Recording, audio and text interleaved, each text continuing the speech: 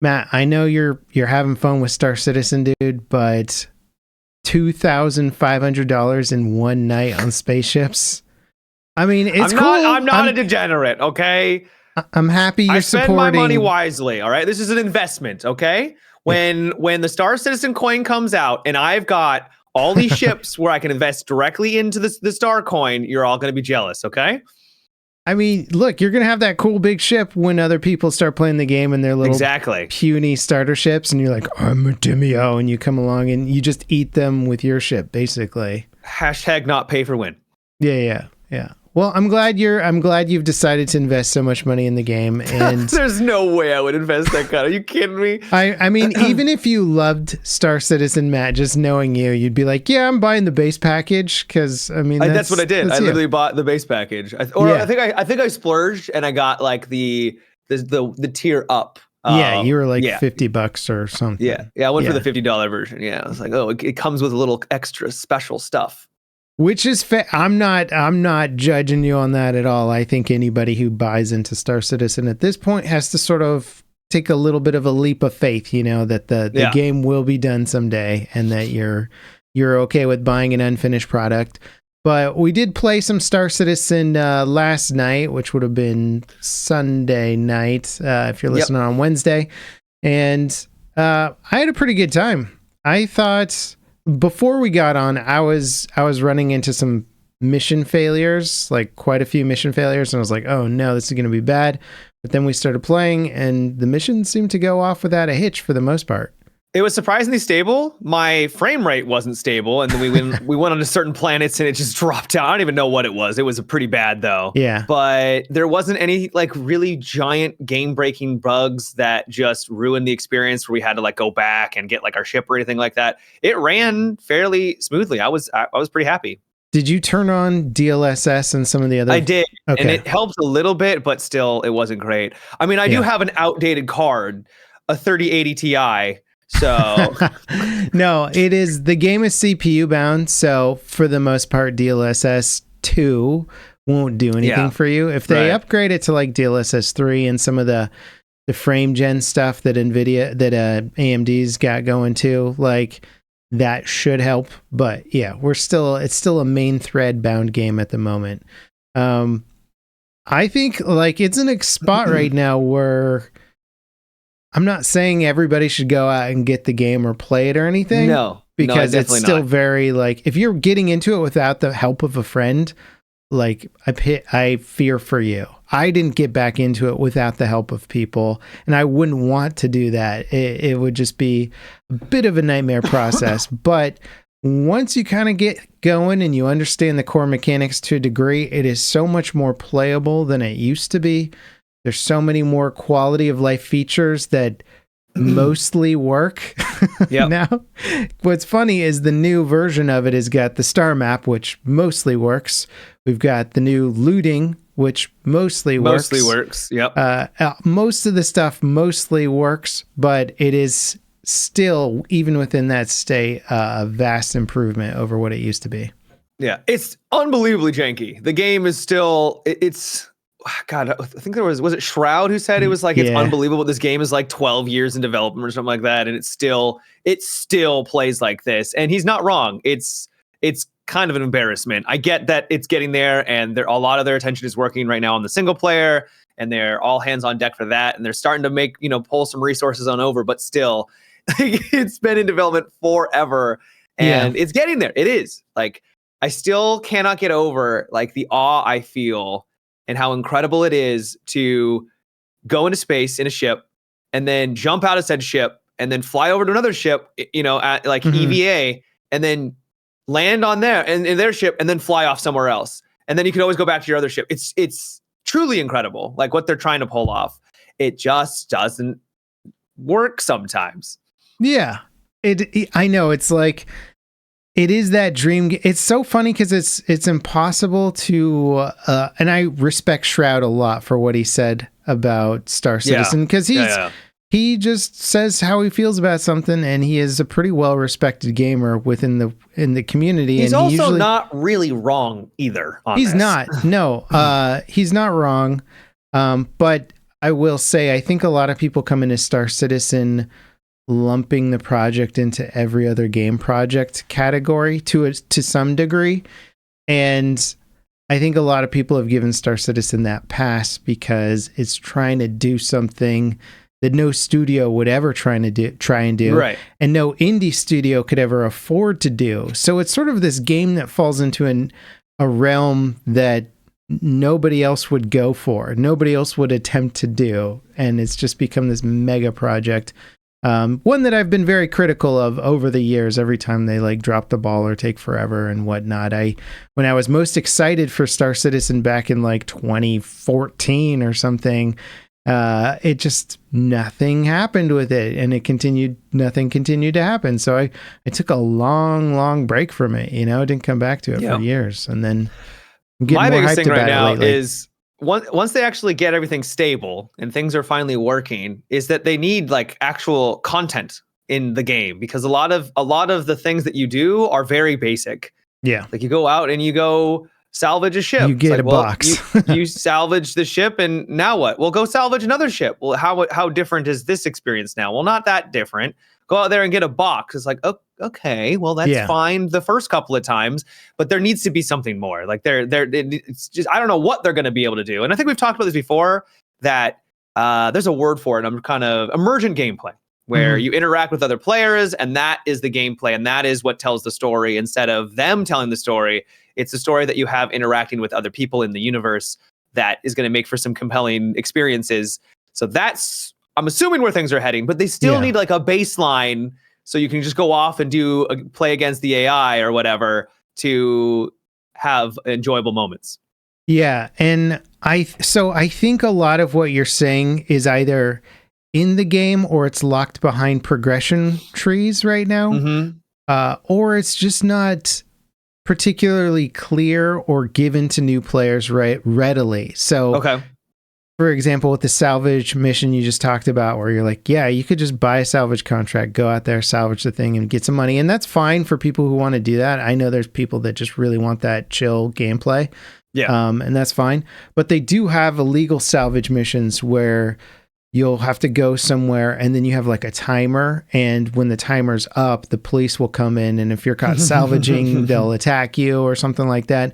There might be some other variations on that and whatnot. And then I'm not sure what you did with the salvage stuff, but you're supposed to also be able to go into the cargo hold and search for stuff, and then take out the valuables and stuff like that. So that's cool. That's great. That's exactly what I mean, is just to have more variety, have more ways of, interacting with the world. Yeah, but like last night when we were playing, there's so many new, or they've kind of reworked a lot of the mission stuff and the progression around it, where I don't know how to get to that cool gameplay. The paths are just sort of like, here, keep doing these really simple, basic things at the start, and that feels kind of uninspired as like a new player experience. And then you're like, well, is this it? The game doesn't necessarily tell you right away that there's gonna be more, or there is more, but you have to like grind for it. It's like, I think they could do a lot for that onboarding experience. I don't know if this is going to be something that they ever plan, but imagine you have one of those larger ships and you have a mission where you need to, it's like an illegal mission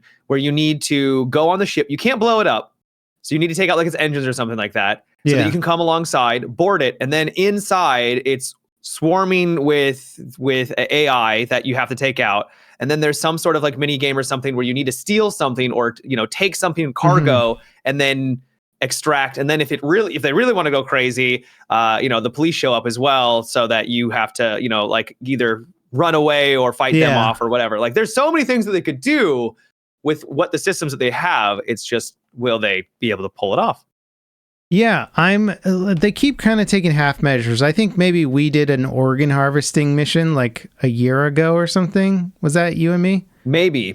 I don't remember that. Where there's like there's a reclaimer, a reclaimer base. It's like a pirate base. So it's a giant spaceship. You find it, you board it, you're fighting the guys in there. They're like organ harvesting and stuff. And then you have to like you have to set the detonation trigger from the inside and then run out of the ship before it explodes. And then blow it up. Yeah, then that was cool. And that's stuff like that's neat. Yeah. Yeah, but doing more of that, like that being this like special hidden away mission, you're like, why can't that be like every other mission? You know, why couldn't that just be a really cool thing that you do all the time?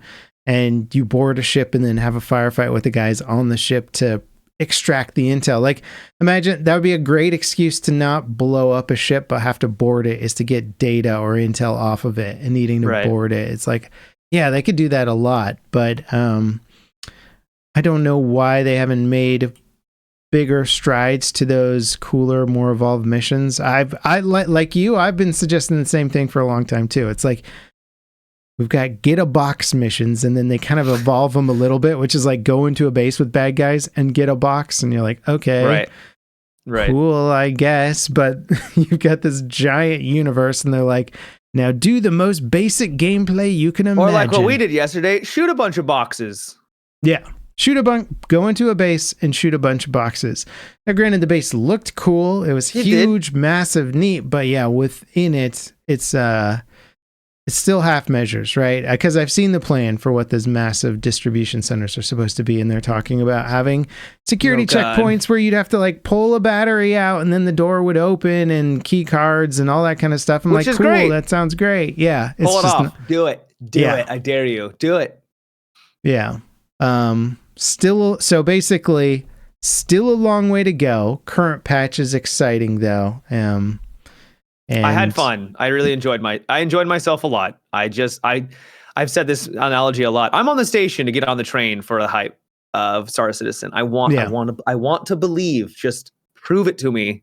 Mm-hmm. I want to love this game. Yeah. Yeah.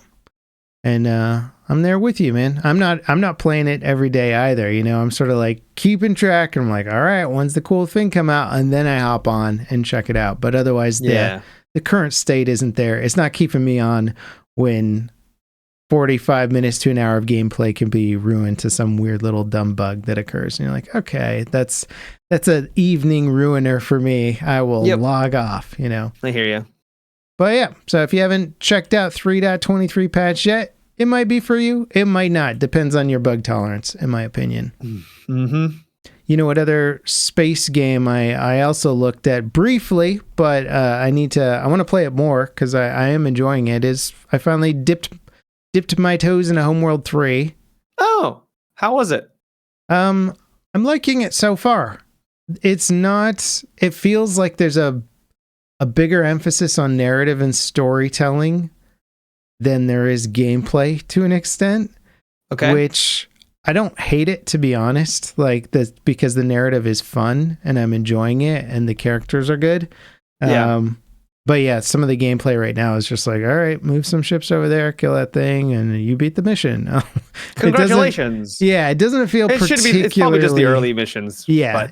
It's early, so I'll reserve my judgment till a little bit later, but it feels better than the demo. And the CGI for the trailer, or I shouldn't even say trailers, for the cutscenes is pretty impressive. I saw a little bit of them. They're pretty high fidelity.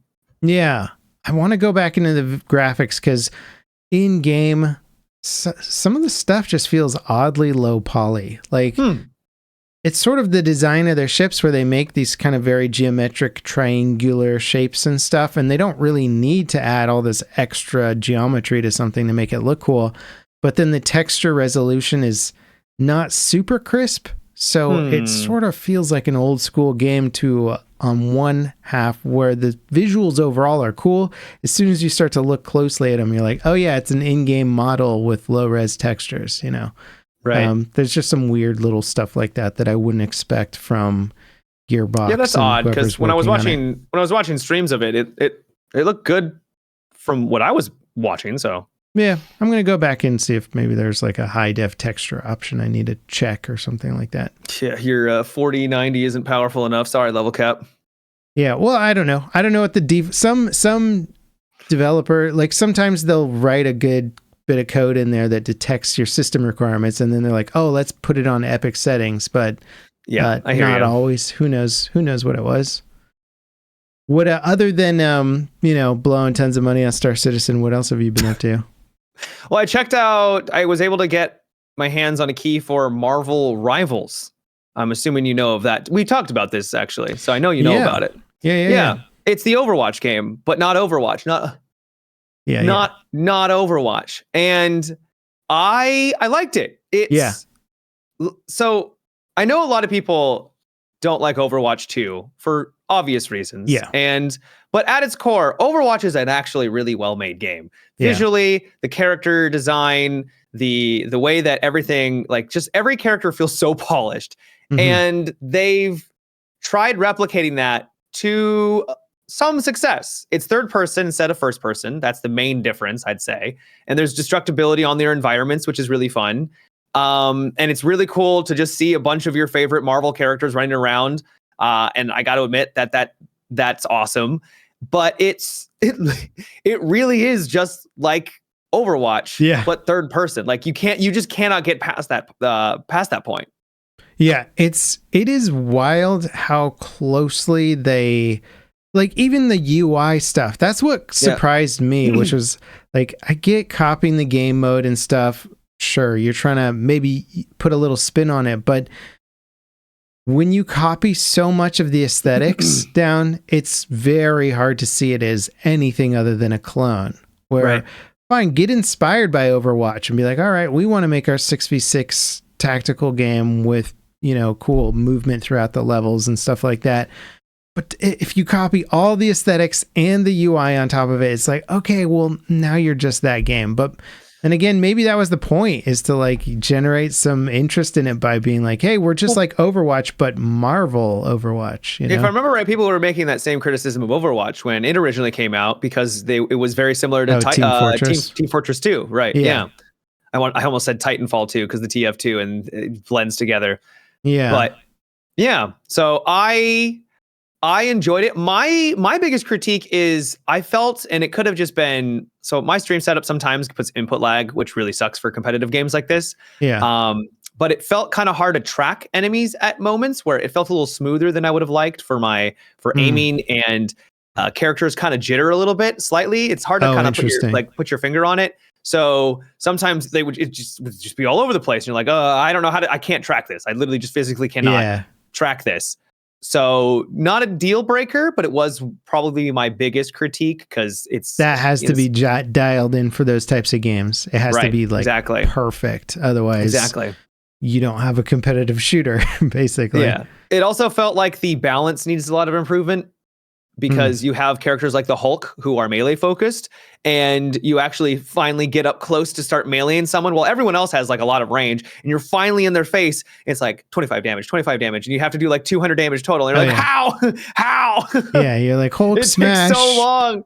A lot. He smashed a lot. Yeah, he's meant to absorb damage and everything, but I was not. Yeah, the balance of characters felt a little off for sure. When the visuals don't match up with the in-game expectations too, that can throw you off, right? Because especially in universe, Hulk is like, he's a super badass. Like, he's one of the strongest members of the team.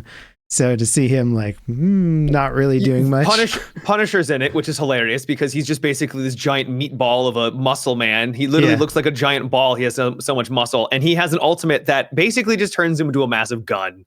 Nice. And he like shoots rockets. It's absolute insanity how much damage he puts out. And Hulk ulted, which basically makes him even a bigger Hulk. And I melted through him in like half a second. And it was like, sucks to be you. Yeah, you picked the wrong character. Good job. Well, that's good, at least, because Punisher is in universe. He's just a person. He's not. He doesn't have any superpowers. Right.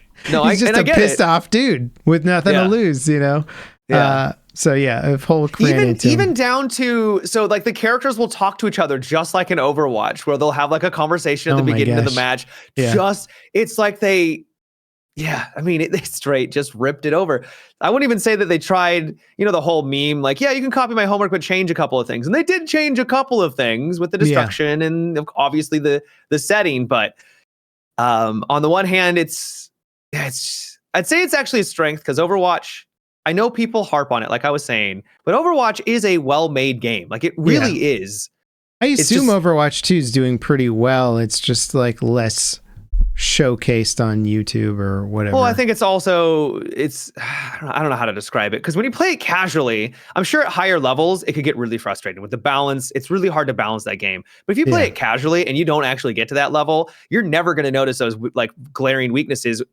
So it's just a well-made game for a vast majority of the player base, if that makes any sense. No, I totally get that, and I want to respect it, but it's hard for me too, because I felt like that's what was Battlefield for so long, was this game that was great for a lot of casual players, and I was just always like annoyed that they never wanted to push it further. You know, they're like, we're fine with this. And I'm like, yeah, but as soon as you start taking it seriously, there's all of these problems with all of the balance and all of the exploits that you can do. And they're like, yeah, but don't take it seriously, you know? And it's like, okay. That's fair. I guess I won't. But yeah, that's more of my pet peeve. In the same realm as Marvel Rivals, did you hear that Valve is weighing in on this exact same genre with a game called Deadlock? Apparently it was called a bunch of other things previously, because Valve leaks like a sieve, and whenever somebody's playing something over there, there's a new project. Somebody's talking about it, because they only make one game every like 5 years or something. Yeah, it's every decade it feels like. Yeah, maybe closer to that. So for Valve to be working on a new IP, that's a pretty big deal. And two, for that IP to be more or less, I mean, granted, we don't know what the game is. They haven't officially revealed stuff about it. It does look more or less like an Overwatch clone. Right. Yeah. Well, you know, because it's Valve, so Team Fortress, it's could be more. Yeah. They kind of already have their. They invented that cartoony action shooter genre, which I get. You know, I won't fault Overwatch for being in that realm, because there's been plenty of cartoony games. There was not as many first person or third person shooter cartoony style games back when Team Fortress came out. So it sort of felt like Valve like owned it or coined it, but at the same time, cell shading and all that stuff was just getting popular across the board. So what I heard is that it's not necessarily going to be just a hero FPS. It's going to be a like kind of a MOBA, because Ice Frog's a big guy for Dota, and what I heard rumor is that this was like has been his pet project on the side, and so this is going to have maybe more MOBA elements. It's supposed to have lanes, actually, and the maps are supposed to be large. Yeah. So which I'm okay with. Yeah. What was it? So there was Battleborn. There was another one that was like that, but I don't think any of the third-person MOBAs took off really. No, they didn't. Yeah. I know which one you're talking about. I can't remember it. Was it what? Smite? Well, Smite exists, but yes. Yeah. Okay. Yeah. There's a couple of those ones, and they just didn't really explode in the same way that a top-down MOBA does. So maybe Valve is onto something. What's weird about that, though, is that obviously Valve is Dota 2. Like, they own it, right? And it's huge still. Right. It's not like a small game. It's not like it fizzled out. It's still huge. So I wonder how much sense it makes to make another game that's competing essentially in the MOBA market. Are they competing in the same market? I'd argue that if it's a third person or first person, it's not going to compete. Like, it will compete, but those people that are wanting to play a top down are going to be very different than the people that are going to want to. Yeah. Like, I don't play a lot of top down anymore, at least for like League of Legends or Dota, but I would 100% be down for something that's well crafted on a first person scale. That's fair. It's like Rocket League versus FIFA, right? Like, they're both soccer games, but totally so different people that want to play them. Yeah, the gameplay experience is going to be very different in that respect. Yeah, that's interesting. You know what I played?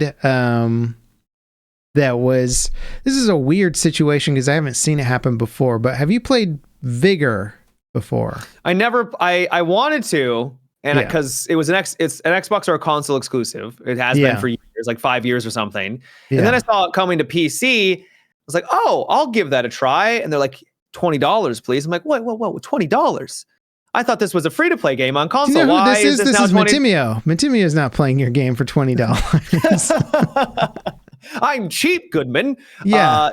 So I saw that price tag. I was like, gonna wait. So I think they're doing like an early access kind of nonsense where they're like, you're buying skins when really you're paying for early access. It's not the smartest ploy for people who are not familiar with Vigor. It came out, and I want to say like 2018, maybe sometime Sounds then right. on an old gen console. So not even the current gen console. So it's an older game. It's dated.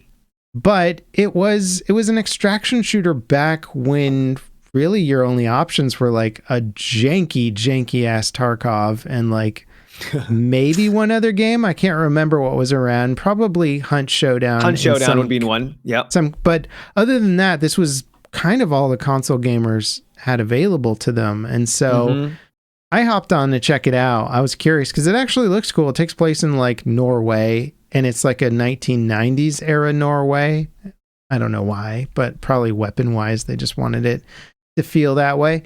And so it's got a different environment, different ambiance. At the time I initially got into it, I thought the gameplay was actually pretty good. You know, it was a console game, so it had more console-like mechanics and pacing and stuff like that. But it had a couple little unique quirks to it where when you go into a round, there'll be a time limit, and after that time limit expires, radioactive wind comes in from a direction of the map.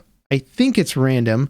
And then it'll push everybody towards like one area. So it's kind of like a circle. It's sort of like a Royale like effect towards the end of a round where if you don't extract is there earlier, like is it like a Tarkov loot like everywhere or is it okay?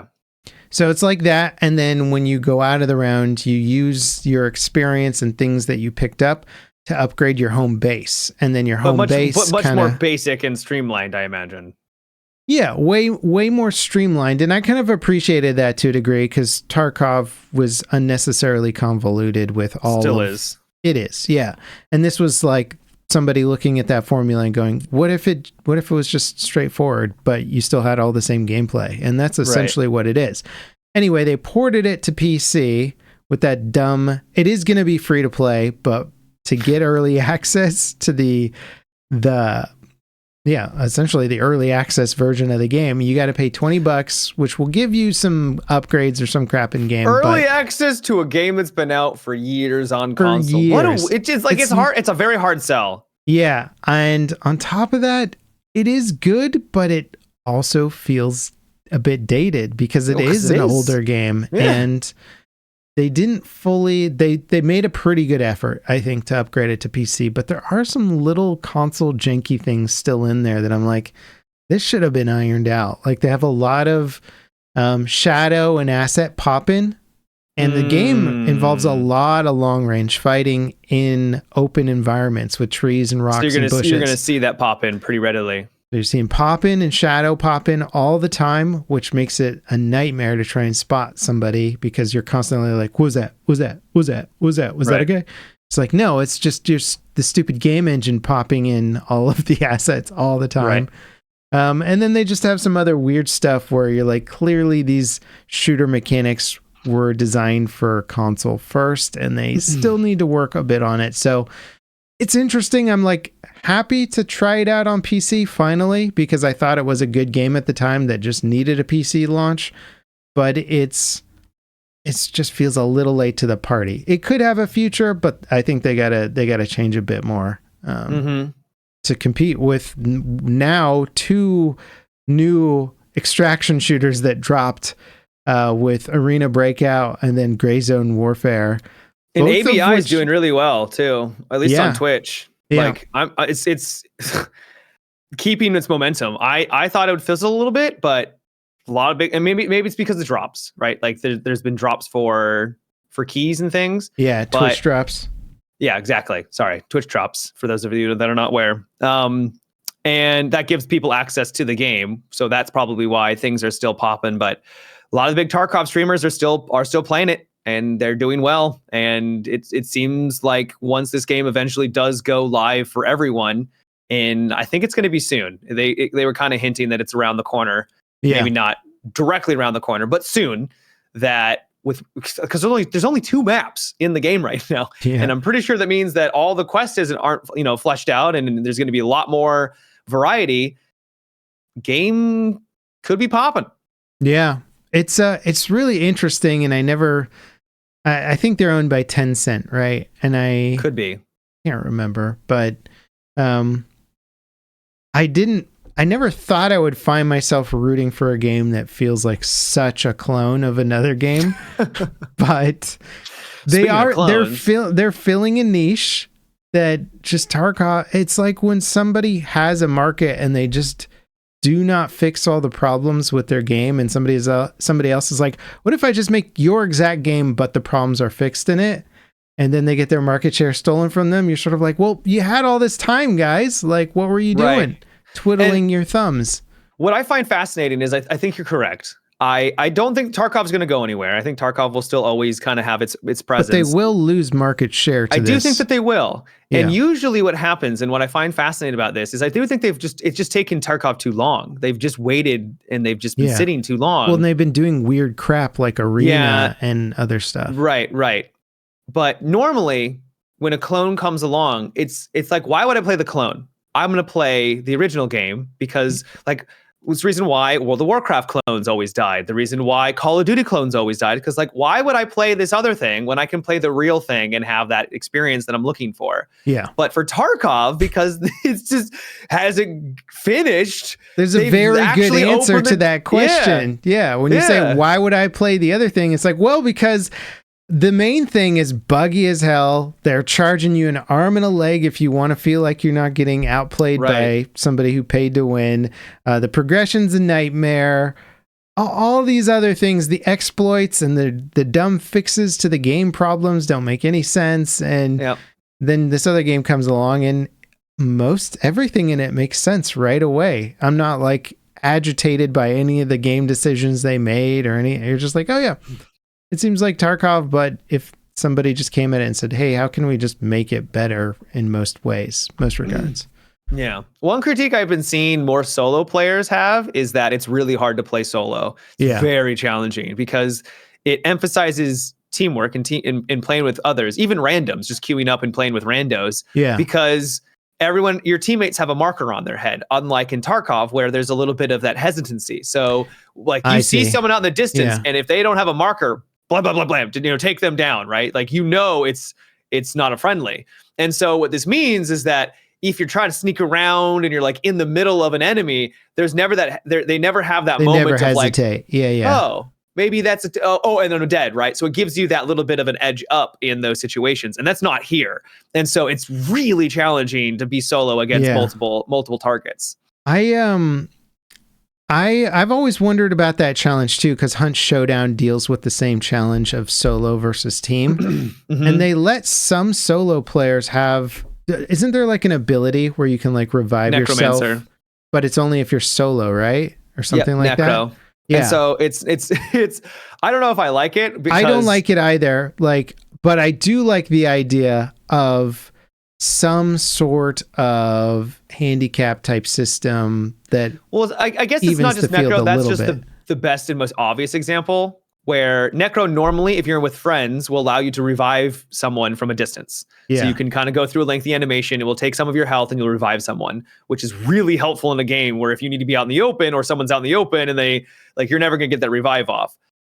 There's also other perks, like I think Magpie, which if you pick up the bounty will give you, if you're solo, will then give you like a bunch of potions basically that will allow you to like run. You have stamina potion, a health potion, like everything, right? So then you can just get out of there and run away. Yeah. You also, if you pick up the bounty, you get 10 seconds of being able to like wall hack instead of only 5 seconds. So there are these little subtle ways to try to make you, level out the playing field at least a little bit. Because I will say I get annoyed by games like in Gray Zone where that hesitancy is a nightmare in Gray Zone because everybody looks the same and you die in 3 seconds. And so that hesitancy... I'd argue that that's like the opposite end of the spectrum where it's even worse than Tarkov. There's no way to know it's a teammate unless you like look at your map and you're like, okay, is that maybe? Yeah.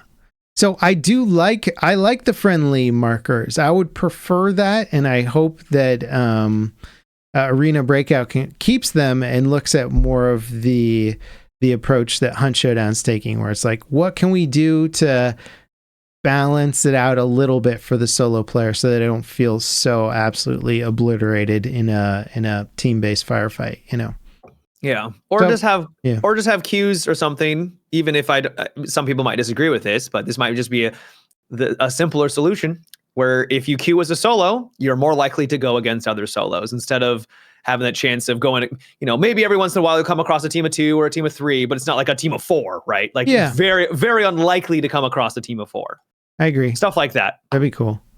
There's, you know, since we're talking about Tarkov and all that stuff, I think the last podcast I mentioned how what's his face, the head of Tarkov, Nikita accused Arena Breakout of stealing their AK model. But all he did was post an image of the rear receiver of an AK and showing the geometry that looked the same, but there was literally no evidence to indicate where the model came from or anything like that. It was just him going, look, these are the same. And so people just have to go, okay. I mean, obviously people were I drew the conclusion that he was like, we took this and we should, So makes sense. Like most people did. And in fact, a lot of them were defending Arena Breakout and just going like, why don't you make a good game? Or, you know, the general stupid Twitter audience was all like, they didn't care that it was stolen. But some other people have gone into the actual game assets now and they're like, what model are you talking about? Because we went in and compared them all, and it's not a copy. It doesn't look like a copy. So it looks like maybe Nikita is full of shit, especially since he didn't provide the evidence to then back up his claim. Because they're like, hey, like if you're claiming this, show us the models, because we've just gone into all the assets of both games and compared them, and we're not finding the link up. So I'll have to look into that because I did not see that. That would be wild if it was. Yeah, wouldn't surprise me. Also, what's the craziest thing about making that accusation is that you have hired model makers for your team. If those model makers almost certainly are not working on your game as their first ever game project. They might have worked for other teams. A lot of model makers sell their assets on asset stores. If you hired a model maker and you're like, hey, I need an AK-47 in my game, they might just be like, well, I already made one. I already sold it on the asset store. I'm going to download it. There's a lot of situations in which you, as a publisher, producer, higher up in a company, might not know that assets are being stolen or flipped or where yours are all coming from. Like, it is a risk. You have to, like, I'm working with guys right now and we have to have that conversation, which is like, hey, if you make anything for the game, it's got to be something that you make. You're not like pulling assets from other copyrighted materials and like adding chunks of that onto what you make for us. Like, that is a real concern for anyone at the top. So for him to be like, you copied our thing, and to put nothing behind it, no evidence, no documentation, whatever, it's kind of wild to do in the first place. You have to have a lot of faith that your team in the first place isn't stealing stuff or using the same asset packs or whatever, you know. Mm-hmm. But it is entertaining. I'll give him that. I mean, he's been putting out a lot of like, thanks so much for the support lately, guys, but kind of tweets that seem kind of out of character or less common than his normal stuff. And I'm like, yeah. Wonder why. Yep. Almost like competition's a good thing. At least for us, at least for the players. Competition when it's actual competition is a good thing versus, hey, we'll corner this market and you corner that market. Yeah, well, obviously. Yeah. Well, there's a bit of that going on too, you know. True. But yeah, so extraction shooters, man. Oh, hey, speaking of, this wasn't even planned as a segue, but Division Heartland was canceled. Oh, no! I know. I saw you super upset about that, Matt. You're like, no. Well, you know what? You played a lot more Division than I did. I was a bit more, because I like those kind of games, and I liked the Division. I actually went back and played it recently, and it's a fun little game, and it's not a little game. It's a massive Ubisoft. It's a massive game. It's a massive game. Yeah. My words sometimes are not good. And I wanted it to be. I wanted it to be good, of course, and to have it be canceled, especially because they've been talking about it for a while. So that's why it sucks when they announce games. I wish we could go to, and I know this will never happen because investments and all that too. Like they're not necessarily just making like trailers and announcements for games for our sake. They're also making it for investors' sake and stuff, right? So to drum up hype and get more funding and things like that. But I really wish we could have more Fallout 4 announcements where it's like 3 months before the game releases, they've announced it, and it's the first time we've heard about it. That would be great, because having all of these, like, and I know because it happens all the time. There's probably more games that have gotten canceled early on than games that have actually released, AAA games. So it happens all the time. But when you hear about it, and you hear about it for years, and then to get cut off at or what feels like the near the ends, just it sucks. Yeah, no, it's also with a big company like that where you're like, it's Ubisoft, so they've got tons of resources to move things along quickly if they need to. They've made 1 billion games that are just like this to some degree. Like that, all the mechanics in the Division, like it just feels like it could have been a DLC for a Division game, right? It could have been a DLC for the Division 2. I think they showed some gameplay stuff of it a while back, or maybe there was like a closed beta or something. I can't remember.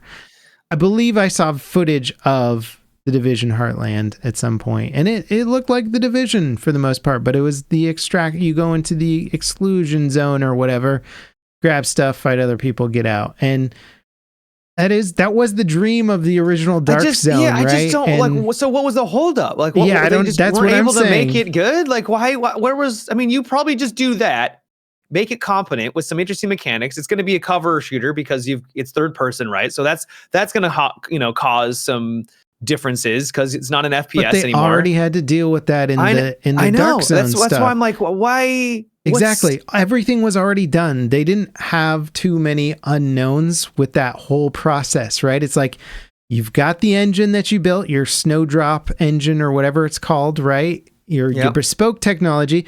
You've pretty much got all the assets already. I mean, we don't need to see 50 new plate carriers for just use some of the most people would have been totally cool with just being back in snowy New York, like straight up.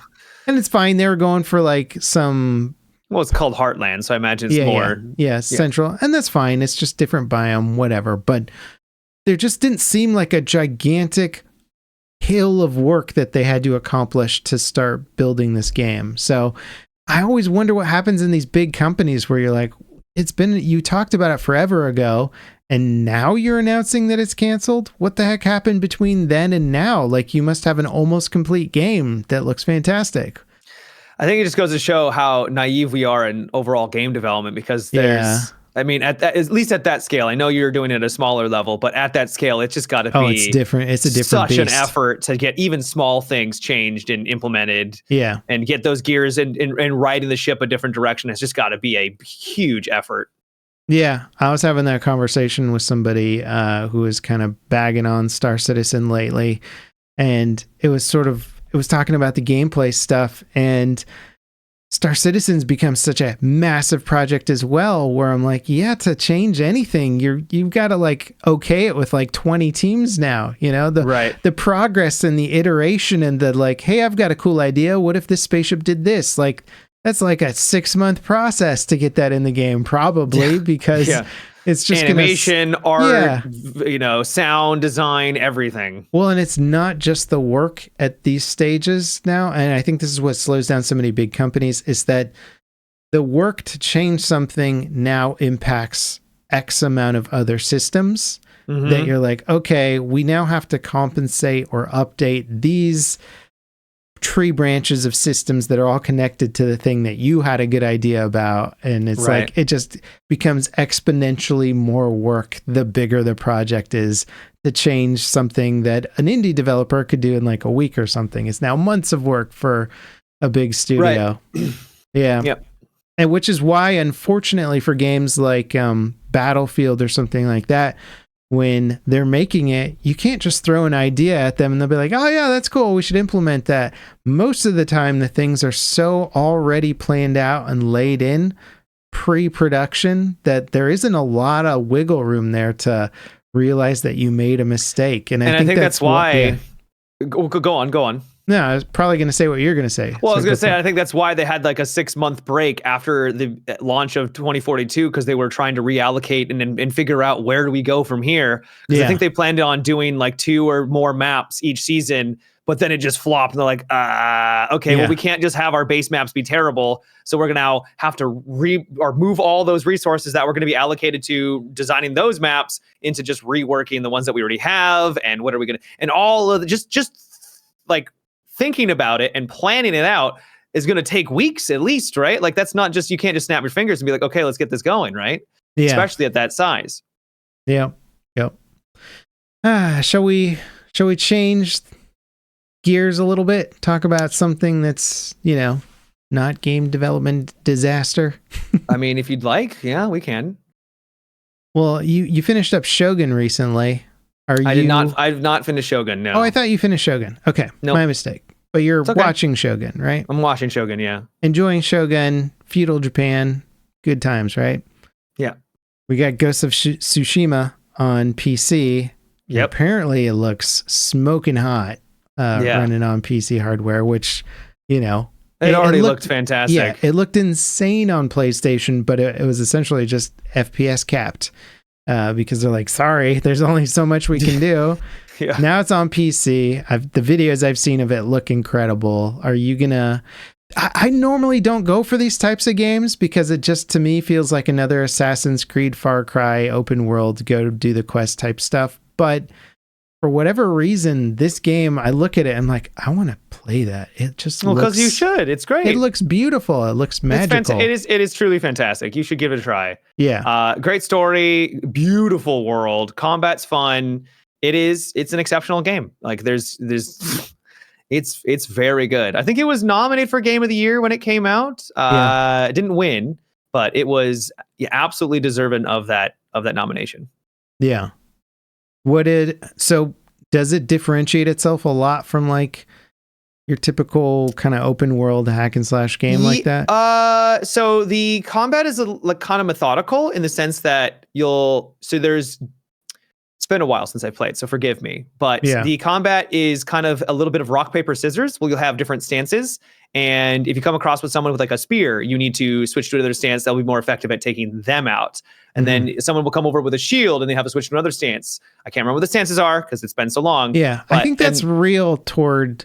I mean, I think that's very much in line with, I guess, samurai type sword fighting techniques, right? Is like taking different stances for different opponents or something. Yeah. So you'll like deal more damage. You'll be able to then use combos and certain techniques to be able to then counter them when they do certain moves, where if you're not in that stance, I think you get hit if you try to like perform a dodge or something. And then so when it's a 1v1, it's pretty easy. But then as soon as you have like multiple enemies coming after you at different angles, you'll then have to throw out different like shuriken and stuff like that to try or smoke bombs to distract. It's pretty fun. Yeah. It's not a hack and slash. It's more methodical, but it is still kind of like that. Yeah. Gotcha. Especially if you're on harder difficulties. Holy cow.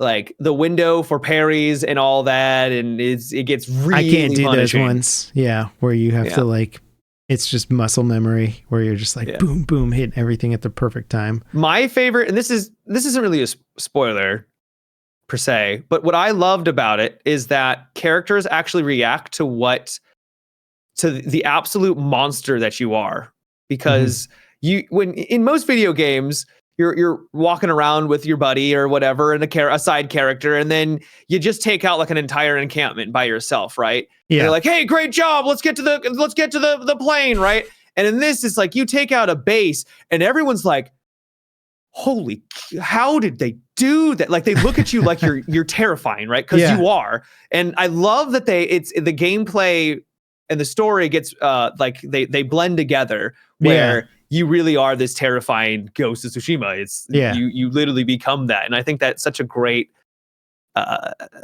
difference that they pulled off. Yeah, it makes the world feel believable, even though you are this like insane warrior. Even if it is unbelievable, because there's no way one man could do all that. Exactly. Yeah.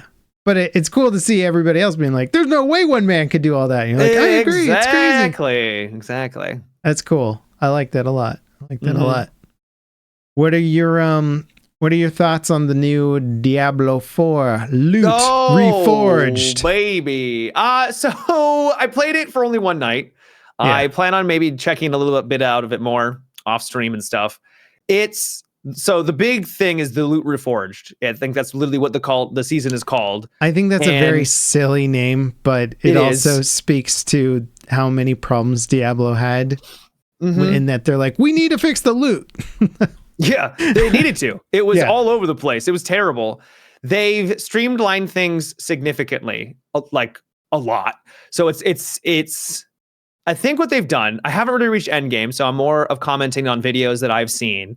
But to my understanding, a lot of the affixes, whatever it's called, you only can have like 3 of them now, and you can change one of them. So all you really needed to get is 2 of them that are really good, and then that third one you can like re-roll, right? So instead of having like 4, where it's like you got to get all 3 of them really good, and then 1, it's a lot easier to actually get a piece of gear that is going to benefit you. And also, if you don't want to get all 3, you can still make it with 2.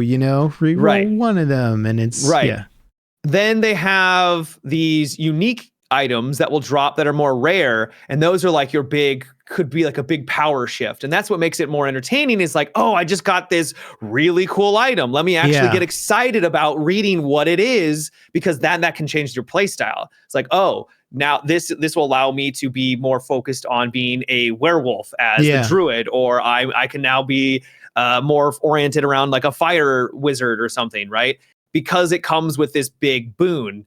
Yeah, I think that they've done a good job. The way I hear it described is that you're doing basically the same thing that you did at the beginning when the game came out, but you're finally starting to get like that loot dopamine where it's exciting to look at your loot and you're looking forward to it, instead of like, okay, I got to go through my entire stash that I just went through like 10 minutes ago because so much garbage is dropping in this game. I know. I got so overwhelmed, I was just selling crap. I'm like, I don't even have time to I don't even care anymore, right? Yeah, it's like, whatever, it's fine. Yeah. What I didn't, so I have a question about this, because this is one thing I didn't like about the game was it felt like if a cool unique dropped or something like that, it was like, okay, well, this is really good, but now I need like 4 other items to build a class around it, like to even think about using that. Is that still a thing? That's still probably a little bit of a thing, right? Like if it depends on how niche that playstyle or that loot item is,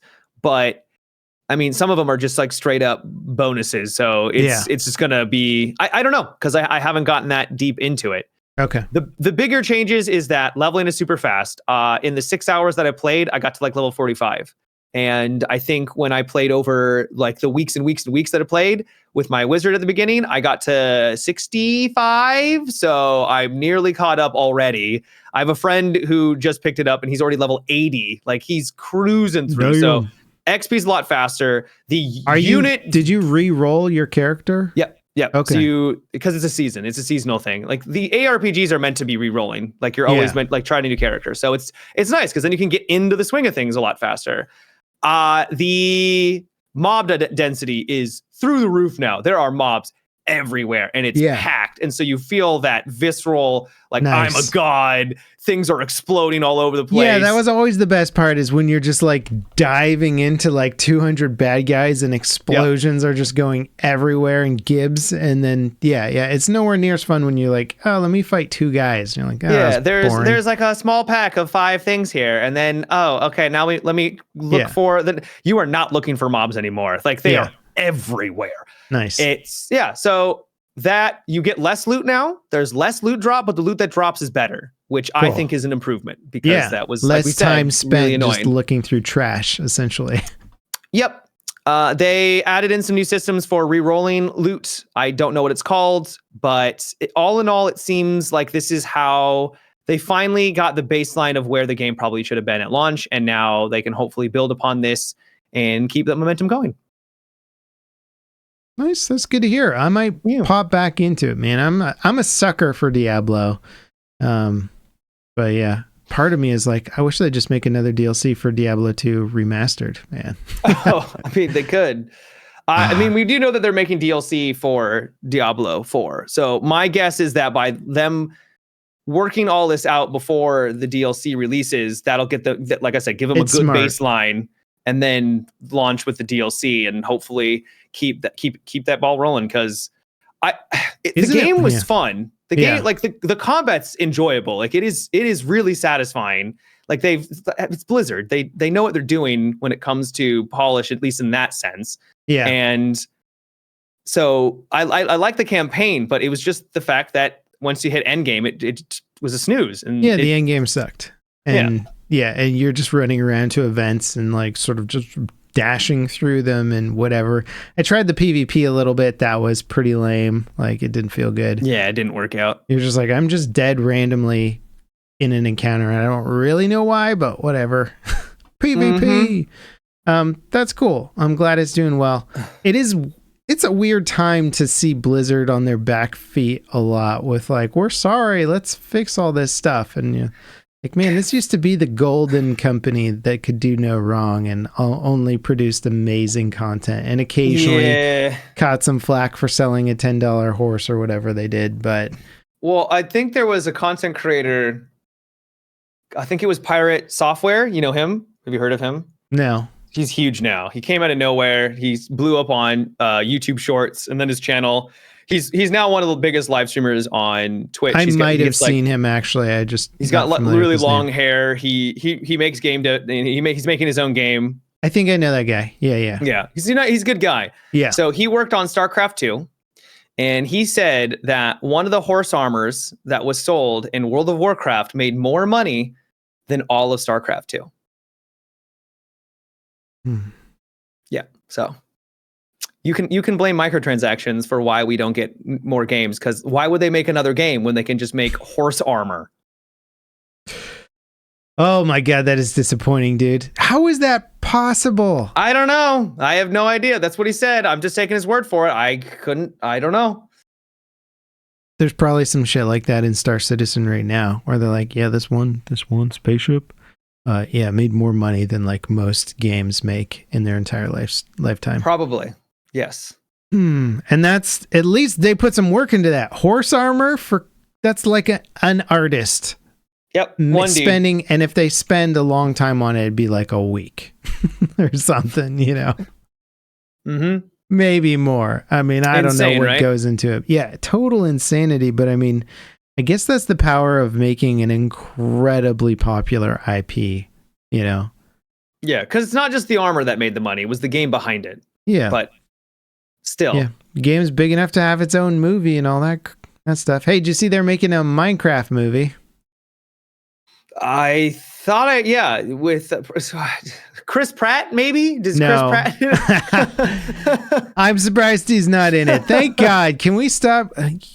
Two actors that I don't want to see in anything anymore is Chris Pratt and Anya Taylor-Joy. What's her face? She's in a lot of stuff now too, yeah. I like her, but she's in everything. Everybody's just now, like, hey, can we get her? And she's like, all right, sure, why not? And I'm like, can we watch a movie without her in it for like half a second, please? She's a good actor, and she has a very unique look, and she's pretty, and it's she's just everywhere right now. Yeah.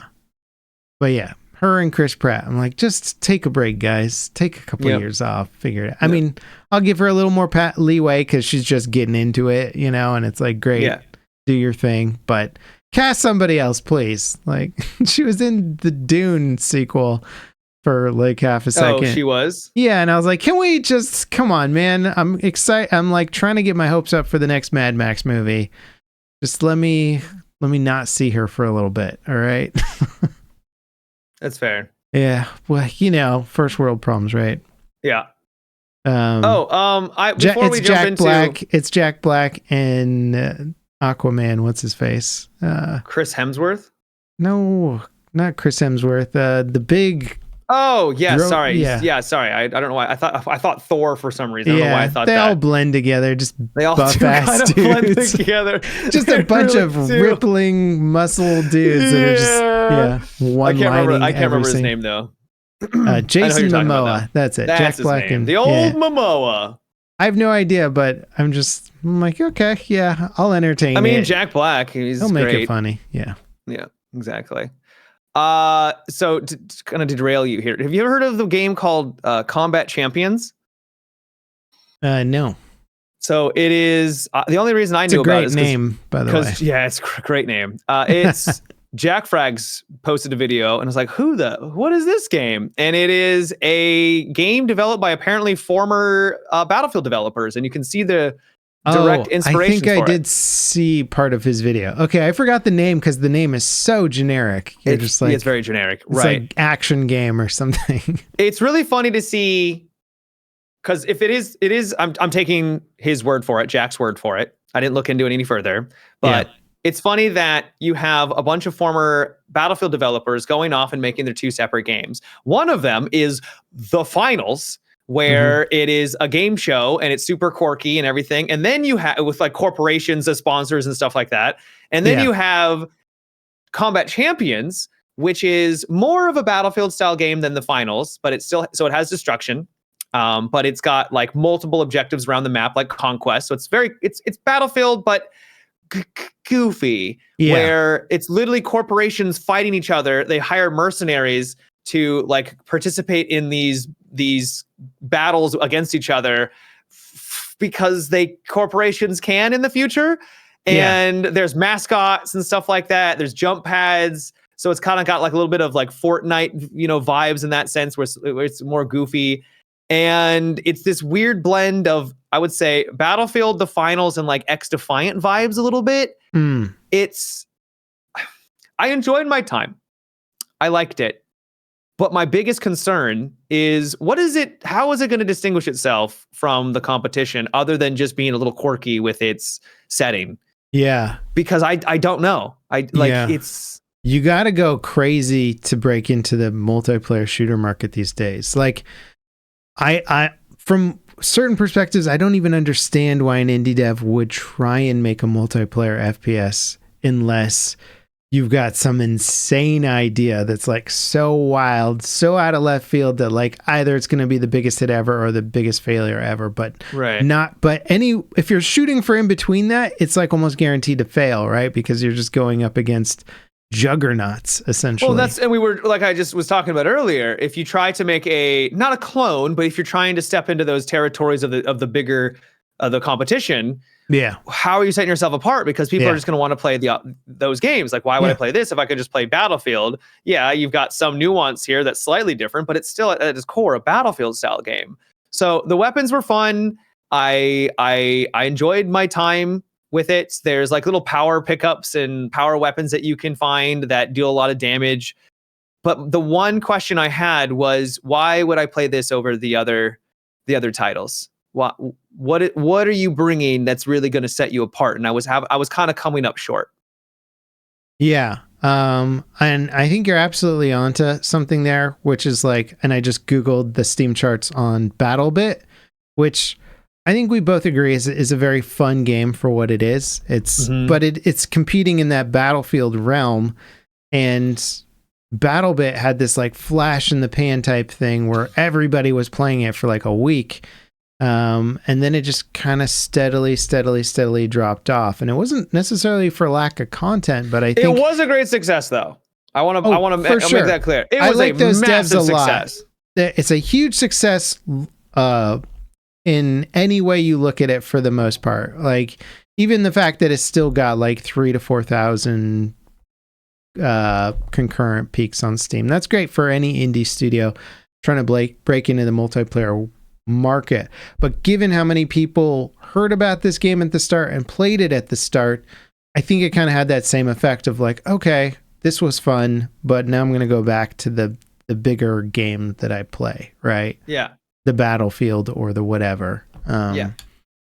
So it's just really hard to break into the market, even when that is probably the closest call to like a major success story. Or you could take another game like what was that Portal shooter game called? You know what I'm talking about? Splitgate, right? That also flash in the pan. Everyone was playing it for a second, and then it just fell off a cliff. Like, yep. They did announce that they were doing something there's going to be some new game from them soon or something. But yeah, and it's going to have portals, but who knows? Who knows? Who knows? Yeah, I do agree though. Yeah, it's so hard to make it into that realm. I think there's a lot of good. That said, I do think there are a lot of good ideas that people haven't tapped into yet.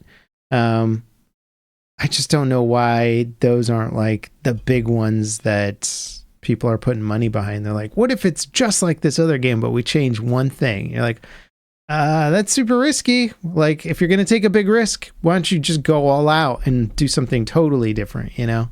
Yep. Do something weird like Pacific Drive, even though I know you had your issues with that game. People are talking about it because it's super a car unique, game, right? Yeah. Yeah. Really I know unique. about it because you're driving a car as part of your, it's like that's the main thing in the adventure is you're in a car. And it's like, that's cool. And it was fun. It was a cool game. Yeah.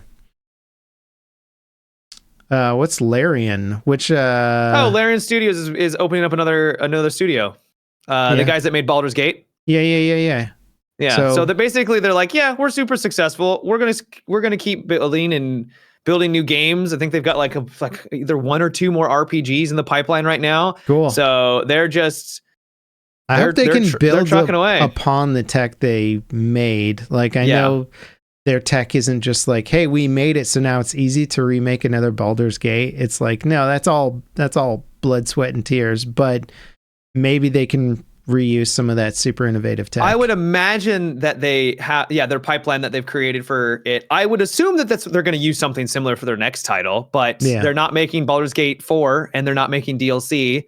I think that they ran into some conflicts with the higher ups at who owns well because he came out and said he like railed on greed.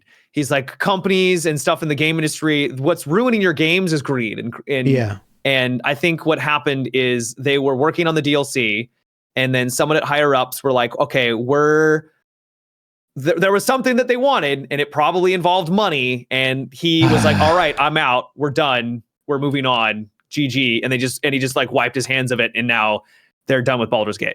Dude, this is so frustrating because we might have talked about this a few podcasts a while back, but I've been doing my research on publishers and stuff, and it's very split where there's shitty publishers and good publishers. There's publishers that want to own everything you make and they don't care about the product other than it making money. And then there's publishers that are like, we want to support you as much as possible and we will get our reward by you making a good game and us supporting you making a good game. And there doesn't seem to be much in between on that front. And especially on the bigger side, when it's like tons of money going into something, they want to control and own so much stuff. And so what happens is you get these crazy restrictive contracts where they're like, now we own X percentage of anything you make on this game from here on out. And they go, okay, well, here's our expected revenue if we make a DLC. They want this percentage of that revenue, but now they're not going to they're not contributing the same upfront cost as they did before because they're just locked into whatever percentage. And now we're stuck in a spot where we'll only lose money or they'll only make money if we make a DLC, right? So you get locked into these dumb situations where you can make a good game as a developer and have no financial incentive to make a DLC or make a sequel if you don't own the IP to it anymore or whatever. And so people are like, why isn't there a sequel to this amazing game? And it's like, well, because the IP's co-owned by these two parties and one party doesn't want to like relinquish some of their percentages to make development a possibility in the future. And it just creates these stupid situations. That's why we haven't gotten a Homeworld game in forever, because the IP, I think, was owned by like a couple studios and they couldn't agree on shit. And so you're like, Homeworld, one of the biggest RTS IPs for its time, just sat dormant for like 20 plus years or something. You're like, okay, cool. You had a moneymaker right there and you just dumb legal shit and ownership stuff and publisher rights got in the way of it. And yeah, I totally wouldn't be surprised if Baldur's Gate got screwed because of something like that. And then people aren't going to see more content for like 10, 15 years until somebody else comes in charge and they're like, they're okay, doing hey, that. can we... So I think what's happening is that Wizards of the Coast or Hasbro is now going to have their own developer team. Be like, oh, Larian can do it. We can do it. Right. But probably we can do it for cheaper or whatever. Who knows? So I think that they're going to take over whatever the next Baldur's Gate or whatever the next project is. And Larian's like, all right, fine, we're out and we're going to go do our. So I feel like Larian has like screw you money now, where or reputation more specifically is that they now have probably a reputation. Both. Yeah. Right. Both. And I love that. And I hope that they can keep delivering, more fantastic games. I get a little worried when I hear studios like Larian who get bigger and bigger, because we saw that with like Cyberpunk, right? Where CD Projekt Red was everyone loved it. That was like the company that everyone was excited about. And then Cyberpunk release was like, oh, you guys are not gods. You are mortal and you can make mistakes. So I hope that they don't fall into the same trap. I do love though. And I'm segueing. Unless you wanted to say something, go for it. Well, I was just going to say, is it Hello Games that does No Man's Sky? Is that their company? Something like that? Yeah, I think so. I like that their new game, Light No Fire, which I do think looks really interesting. They said they made it with a 12-person dev team. And wow. Or they like got to where they were in the trailer with a 12-man dev team, and maybe they'll ramp it up now to get it into a final state. Yeah. But I love the idea behind that, because it's like you can do so much with a 12-person dev team in terms of staying lean and iterating and what they call in the industry failing fast, which is like, here's an idea, let's put it into play as quick as possible. Oh shit, that didn't work. That sucks, right? They failed quickly. They realized it wasn't good. And now we can learn from our mistakes and fix it or decide what a new path is. And so having a small team like that to build out a bigger concept for like years seems great. And then once you're sold on the idea and you're like, all right, now let's put some money into it and get the production going on a higher degree. And I'm like, I wish more studios would do that, where they're like, let's just create this elite team, a couple of little elite teams, and they'll go off and they'll make some cool projects. And then we'll look at and they won't be too expensive because we're only funding 12 people as opposed to 100, 200 people. And then they'll come back and we'll look at these and then we'll decide how much money to throw into it or which of those projects to go forward with. And I guess you could argue that the indie world is kind of like that, where big studios can pick and choose from those projects and then fund them. But it does seem silly to me that big studios don't seem to start off much smaller more frequently. They're like, no, let's ramp up production from the start on this and then cancel it later. See what happens. Yeah. Division Heartland rears its head. Yeah. Granted, maybe they do that in some situations and I just don't know. It just doesn't pan out. Yeah. It's complicated stuff. What I was going to say is going back to Larian, how they just have screw you money and reputation. Brandon Sanderson, probably my favorite author. He wrote the Stormlight Archives, my favorite book, right? And he's going to these like Netflix and HBO, and they're all coming to him because he has the largest Kickstarter, right? And so he's getting very popular, especially like mainstream popularity. He's becoming very much very prominent. And he basically said that he's taking his time to choose because and these companies don't know how to react to him because they're like, wait, you don't want our money? Like, what do you mean? Because he doesn't need the money. Like he's at that point where he's like, no, I've made my millions and I've made a lot of millions. Yeah. I don't need your cash. And so I'm hopeful with someone like him because he's going to be making movies and television for potentially a long time. When it actually does come to fruition, I'm hoping that because he has that mentality, it's just like, I'm not doing it for the money. I'm doing it for the story. I'm doing it for the love of it. Right.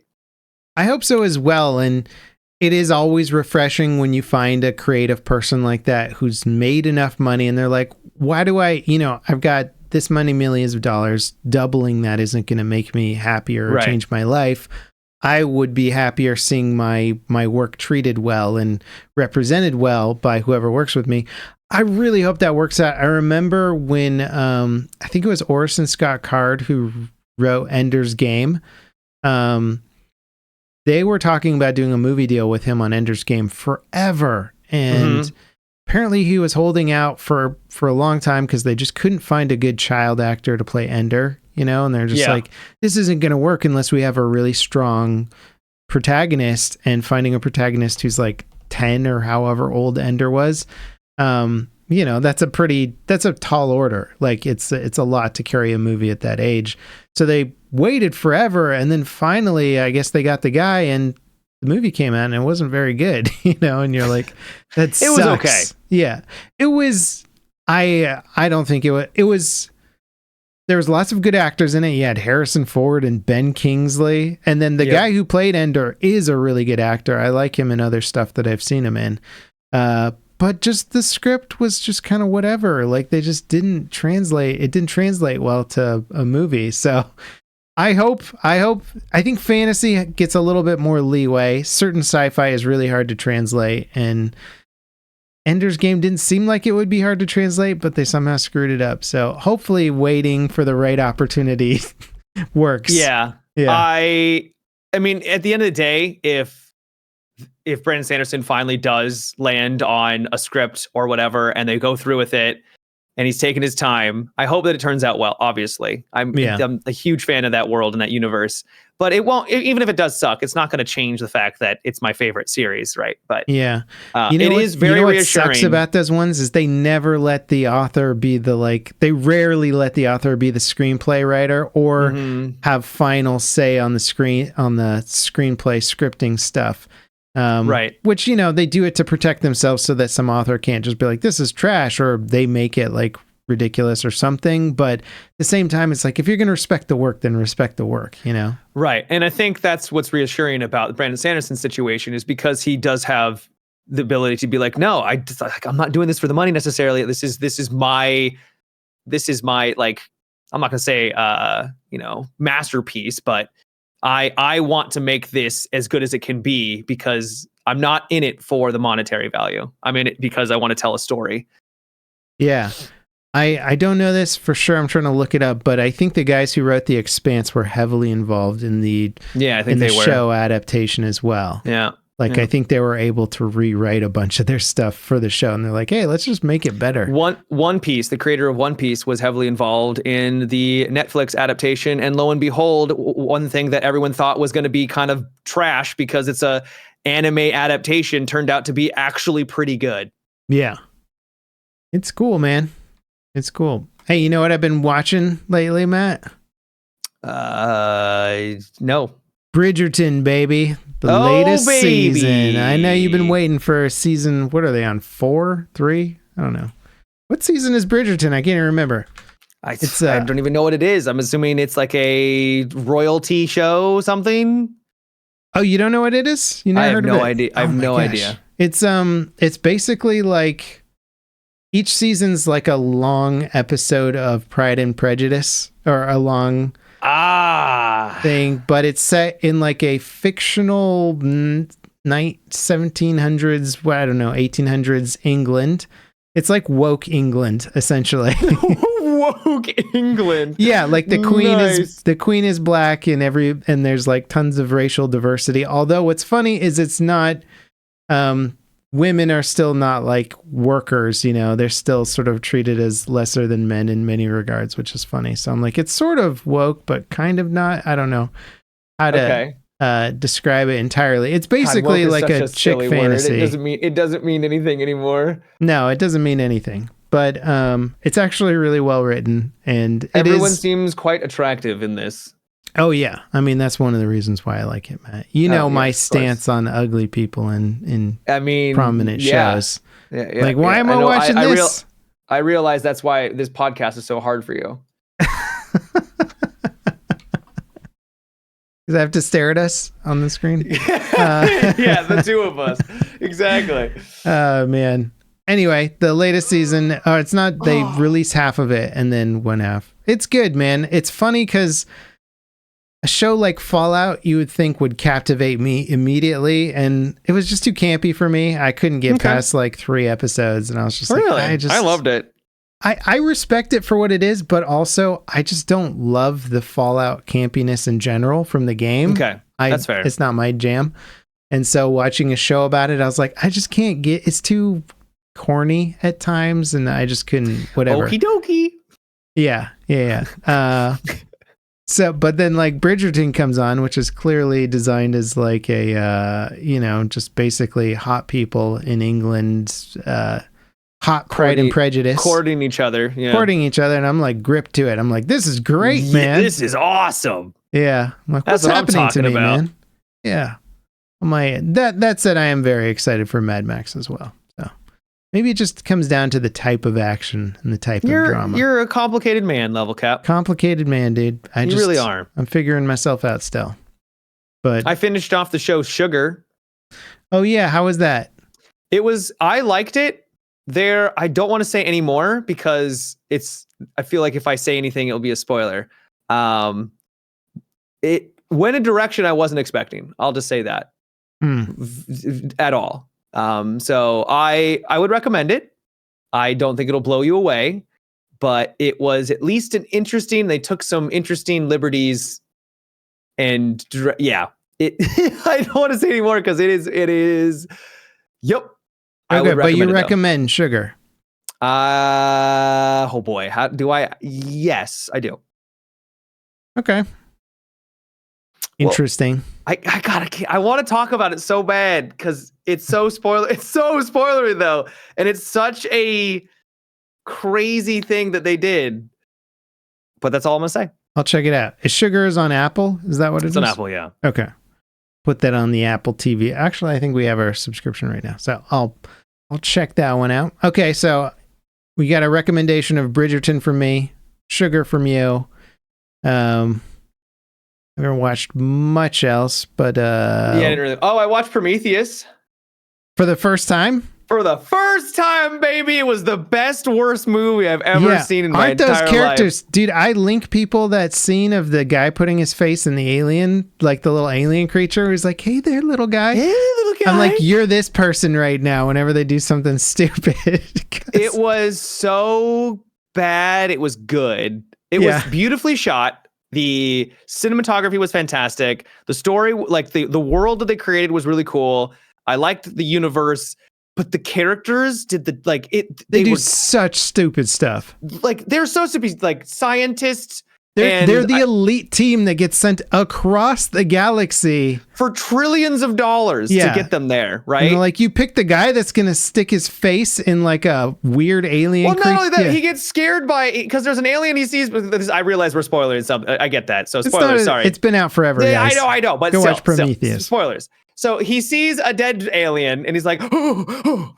But he's a scientist who's supposed to look for alien biology, and you finally find an alien that the aliens didn't exist before this, right? At least in to their knowledge. He freaks out by that, and then there's like this phallic creature thing that starts hissing at him and looks like a cobra, and he's like, I want to seduce it. I'm like, what do you mean? It's so bad, but I just couldn't look away. It was great.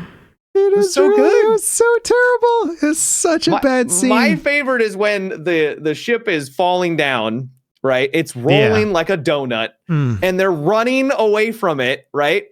And the main character falls, and the way that she survives is she rolls to the side. So the speed at which it takes her to roll to the side is enough to save her, while the other dumbass is running straight and gets smushed. It's like, how did they not think of this? Of like how stupid this is? Like, I realize that when you're scared and you're running for your life, you're not going to make the right decisions. But I would like to think most people could be like, oh no, I could just run to the side. Yeah. Also, you totally got the start of the film, right? When the guy drinks the stuff and then like whatever's. Remember at the very beginning, that guy drinks the white. Oh, I had no idea what that meant. Exactly. Not a clue. Not Nobody a clue at all. On the face of the planet knew what it meant. And I remember after the movie came out, like there was all this debate online, and then like Nobody knew until there was an interview with James Cameron where he or not James Cameron, Ridley Scott, where he talks about it. And it's some analogy to the prophecy of Prometheus or some crap. I don't know what it was, but it's just, nobody would get that from watching the movie. You watch it and you're like, I don't know why the dude just did that thing. And what does that have anything to do with? And then it's not explained throughout the film at all. Nope. And you're supposed to get so obsessed with this super in-depth movie that you will analyze it for years and figure out the meaning. Piss off, dude. There's so many problems in that movie, not to mention so many problems. The end and the cliffhanger, and you're just where is this going? I think I remember I saw the sequel to it, and I also don't remember much about it because it was ridiculous as well. It was just I haven't seen the sequel, but yeah. God, it was so bad. It's stupid. I don't know what's happened to the Alien franchise. It's turned into such ridiculousness. I like when a movie, especially a horror, will only be a horror, or these things will happen when people do dumb things, right? Because you're scared. I've tried, I got startled once and I fell over, right? It happens in real life, right? Yeah. Those things do happen. So when you see a character stumble, it's because they're horrified and your body freezes up sometimes. So what I'm trying to say is that if, I was in a horror movie, I would probably get dunked on pretty quickly. But that said, when they're in a calm situation and they're able to think it through, when they make dumb decisions, that's where it you get taken away from it. Yeah. And there needs to be some believability, especially when you've created this scenario where they're scientists and they're supposed to be the best of the best, and they're doing things that are unbelievably unscientific and unprofessional, very unprofessional. Yeah. It's just take the first Alien movie, for example, or any of the Alien movies, like Alien 1 or Alien 2, the face huggers, the things that grow in those little alien egg things. Okay, the scientists see the pods. They look totally dormant. They're scanning them and checking them out. And the pods open up and the things leap 10, 20 feet or whatever onto the things. And the guys are wearing spacesuits, so they feel safe. But then they use acid to melt through their suit and then wrap around their face and implant the egg in their stomachs or whatever. And it's disgusting and terrifying. But the guys that get attacked by the facehuggers, you're not you idiots, right? How did you not know that was going to happen? They kept taking their helmets off. Yeah, I forgot. They kept taking them off. Bro. Yeah, and then Prometheus, you're it's it's the same director, and you're why do they have to do this stupid thing to get killed by the alien? Wasn't the alien dangerous enough to begin with? They have to be I wonder what would happen if I tasted it, and you're stop. Yeah. Taste sampling the dangerous alien world with your face, you idiot. Oh, but it's just so delectable. Get in there. It's and fun to watch it. though. The pregnancy scene was good, man. That one was pretty intense. Yeah, that was wild. I still don't know how because a creature needs nutrition and fuel to be able to increase in its size. So I don't know how it went from basically being born to a couple hours later eating like a cow right that day. How out of nowhere it's just got all this, it's this mass, where'd the mass come from? It's to just siphon it from the air, that doesn't make any goddamn sense. So besides stuff like that, but that's more, you can look past that because it's sci-fi, right? Aren't they making a new Alien movie or something? I hear that they are. They're always going to make one. I thought one was supposed to take place on Earth or something, where Alien. Oh, that'd be cool. Yeah. Granted, the Alien vs. Predator movies kind of tackled that, but in the AVP way, which is just campy trash, essentially. Yeah. Good old AVP, man. Yeah. Some of those movies were fun, but they're mostly garbage. Pretty much. Yeah. All right, man. Shall we wrap up the pod? Sounds good. You got some... Well, firstly, thank you so much, everybody, for dropping by and hanging out. We appreciate you all. And if you want to support us on Patreon, check out the link in the video description. You can watch the podcast live and join us for our after podcast discussion, where Matt and I will tell us each other how we really feel about Star Citizen, and I will bore him with details of the latest F1 race. So you guys are missing out on that fun stuff, and you get to interact with us because we got a live chat going right now, and people can ask us questions and all that fun stuff. So thank you guys so much for dropping by, and Matt's gonna send us off with some incredibly valuable life advice. So my incredible life advice this week is we all love video games. Here's one of the reasons why we're here, right? We love the progression. We like those survival games of building our own little homes and feeling like we're leveling up, and that's all super addicting. Now, that's all great, but don't have it replace actual real life progression. You still want to be able to go out and learn, get an education, improve in your career, maybe go get, start to exercise more, because while those cinematics in games give you a sense of progression, it's not the same thing like in real life. Yeah. So don't let it be a replacement to the real thing. Level up those muscles. Yeah. Level up your girlfriend. I don't think you can do that. Get a hotter girlfriend, I mean, you can get a different girlfriend, but I don't think you can level her up. Maybe you can. Upgrade. It's just it's an upgrade, right? Pay off that mortgage, that's a level up right there. Pay off your car loan. It is. Boom. Yeah. Bam. Bam. Yeah. Or just look at life like a video game, right? Where you're like, hey. You could. Yeah. Good advice. I dig it. Get addicted to the video game of life. There you go. All right. You're welcome, everybody. We'll see you next week. Peace out.